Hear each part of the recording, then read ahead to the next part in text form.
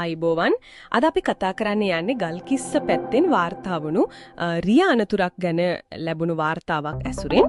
මේක බස් රථයකුයි සාමාන්‍ය පෞද්ගලික මෝටර රථයකුයි අතර උණුගෙටීමක්. ඉතින් බැලු බැල්මට සාමාන්‍ය අනතුරක් වගේ පෙනුනට අපි ටිකක් මේකේ ඇතුළට ගිහින් බලමු මොනවද මේ වාර්තාවෙන් අපිට ගන්න තියෙන්නේ කියලා. තාවි කියන විදිහට මේක වෙලා තියෙන්නේ උදේවරුවක. වෙලාවත් හරියටම දාලා තියෙනවා 7:45 විතර ගල්කිස්සේදී. ඔව් ඒ වගේන මේකෙන් ක්ෂණිකවම 3 දෙනෙක්ට තුවාලේ වෙලා කියලාත් සඳහන් වෙනවා. එතකොට අර මෝටර රථයේ හිටපු එක්කෙනෙක්ගේ තත්ත්වය නම් ටිකක් බරපතලයි කියලාත් රෝහල් ආරංචි මාර්ග වලින් තොරතුරු ඇවිත් තියෙනවා කියලා වාර්තාවේ තිබුණා.